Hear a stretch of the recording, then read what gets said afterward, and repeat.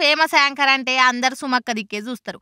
ఏండ్ల సంది ఏడాగకుండా సుమక్క యాంకరింగ్ చేయబట్టే 20 ఏండ్ల సంది యాంకరింగ్ ఫీల్డ్ ను దంచిడ్చబెడుతుంది. చిన్న చిన్న టీవీ షోల నుంచి పెద్ద పెద్ద సినిమా ఈవెంట్స్ తోటి నిత్య బిజీగా ఉంటది. ఇక ప్రీ రిలీజ్ ఈవెంట్ కు సుమనే యాంకర్ కావాలని ప్రతి ప్రొడ్యూసర్ డైరెక్టర్ అనుకుంటారు. సుమక్క ప్రతి ఈవెంట్ కు పైసలు సుతా గట్టిగానే తీసుకుంటదట. అట్లనే పలానా సినిమాలు అంత ఇచ్చుకోలేరు, ఎక్కువ ఖర్చు పెట్టలేరు, కష్టపడి పైకి వస్తున్నారు అనిపిస్తే ఏం తీసుకోకుండా కూడా ఈవెంట్లు చేసి ఆమె మంచి మనసు ఏందో కూడా చూయించుకుంటది. ఈ ముచ్చట సోహెలే నోటి నిండా చెప్పిండు. బిగ్ బాస్ తోటి ఫేమస్ అయిన సోహెల్ సినిమాకు ఈవెంట్ చేసేది ఉంటే అక్క మన తానగాని పైసలు లేవు అని అడిగితే ఇప్పుడు ఎదుగుతున్నావు తమ్మి, నీ తానెందుకు తీ పైసలు, నా వంతు సపోర్ట్ ఇస్తా అని రూపాయి కూడా తీసుకోకుండానే చేసిందట.